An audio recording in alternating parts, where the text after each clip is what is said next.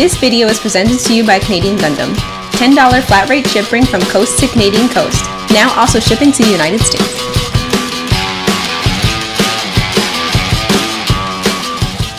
Hey guys, this is 101 R Smith, also known as Reggie Smith, and I'm here to present to the Gunpla Network my review of the Master Grade Gundam Sandrock Custom. The box art is unfortunately monochrome due to the fact that it's P-Bandai, which hurts some of its lore. However, I am happy with the fact that they did use the scene in Gundam Wing Endless Waltz where Catra, Troa, and Duo get their Gundams back and are about to set course to Earth. Something about that scene, seeing that as a kid and even now as an adult, felt very welcoming. It was like a nice little final send-off to the Gundam Wing crew, and I'm happy that they used it for the box art. So, but due to it being monochrome, I'm gonna have to give it 6.5 out of 10. It would have been really cool to see this in full color, but it's P-Bandai. It's what they do. The building process was very straightforward with no difficulty or tricks. If anyone has built any of the Master Grade Gundam Wing kits, you are in very familiar territory. There's no surprises. It's very standard. And it might hurt some people that it's standard, but it works, you know. You got an inner frame. It's smaller than the regular inner frame that you would see on a 1/100 kit, but it's a wing kit. It's a 90s Gundam. It's not going to be that big. The build is easy. It's very straightforward. You get more than enough color separation. No difficulty. It's very modernized and very standard. It's pretty much the bare bones of what you can expect out of a modern day Master Grade. And that's not a bad thing. It's just not flashy. So I will give the build a 7 out of 10. The look for Gundam Sandrock Custom is great. They got the color scheme correct and everything looks great, even though there were subtle liberties taken if you compare this to the anime model or the old 1/100 from 1997. It's not a one-for-one. There were some subtle changes, mainly to the head and a little bit with the legs too. It really helps that the fact that the original Sandrock EW set a very good standard for the custom, and everything looks pretty sharp. One little detail that I am a little bit disappointed with is due to the fact that they use stickers for the side skirts, which, to be honest, they don't look that great. You could definitely tell it's sticker. I wish that they had added maybe one more piece to it to make it its own piece instead of putting a sticker, but again, it's P-Bandai. They're going to try to go for accuracy with the most minimal and most bare bone effort that they can.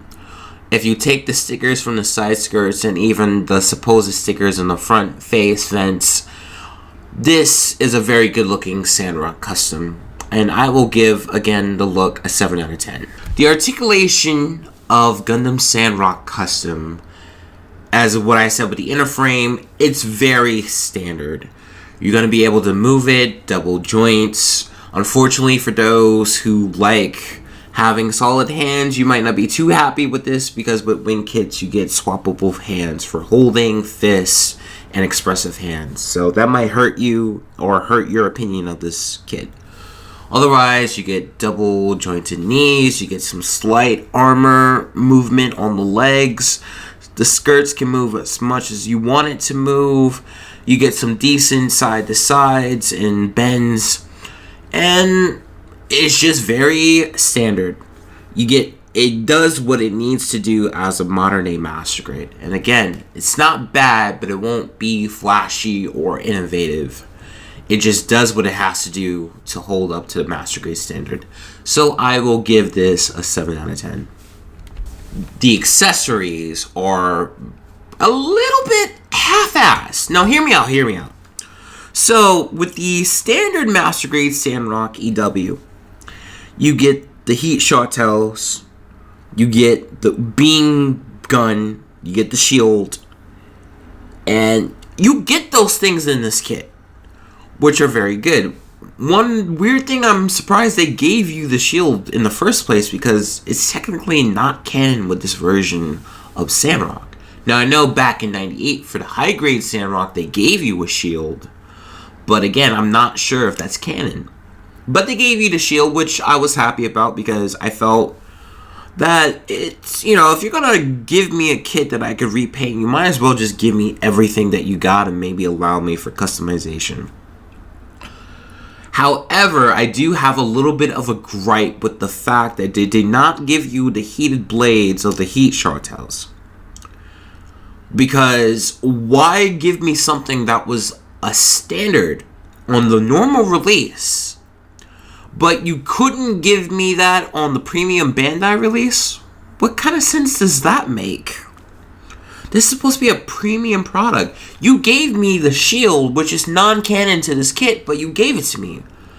But you couldn't give me the heated up blades. Now granted, in Endless Waltz, Capture did not use the heated up blades. He used the regular blades. But still, why is that in the normal and not in the P-Bandai? I would think it would be the other one. I would think it would be the other way around, but that soured me a little bit. And now the main reason why a lot of you guys would get this is the cloak. First of all, I was very confused about why Bandai decided to use actual plastic for the cloak instead of cloth. They used cloth in the old 1/100 back in 1997. And I understand that cloth won't give you as much articulation because of the material itself. If it was made with plastic, you can move it how you can, which I do think that was executed pretty well. The problem is that the connection on the shoulders aren't very good. If it even goes to the side, you might lose a shoulder piece. Secondly, adding the cloak onto Sandrock adds weight issues that were never there before. I have tried multiple times to get my Sandrock to stand with the cloak on, and is either always leaning or eventually falls. And I really think that would have been avoided if they made the cloak out of cloth. I get it. Plastic gives you articulation, especially if you're in hard points and swivel points. But while this was good in concept, Bandai failed in its execution. So, with the accessories, I gotta give it a 6 out of 10. The fun factor, I feel, is probably one of the strongest assets to Sandrock Custom. Sandrock Custom is mainly a melee-oriented mobile suit. And it's just so much fun to pose and to get all those really high action scenes. Whether it's just chopping somebody off with the heat chartels, or connecting the chartels to the shield, or just posing. I would say the fun factor, not only with the posing, but the fact that you're getting 1 out of 5 of the main Gundam Wing units from Endless Waltz really adds to the lore of getting Sandrock Custom. This kit is just fun to pose when you're not using the cloak, and I have no problem getting whatever pose I want to get out of it. I'm happy with it. It's one of the reasons why Sandrock is a beloved mobile suit. So I will give the fun factor an 8 out of 10.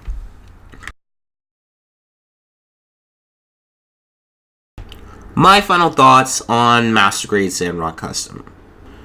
It's really hard to decide or to let you guys know whether or not to get this. First of all, this kit is 95% exactly the same as the Master Grade Sandrock EW. Which, okay, I accept due to the fact that this is P-Bandai. P-Bandai kits are kits who are either just recolors or have a few new parts. This, unfortunately, begrudgingly, fits that disclaimer.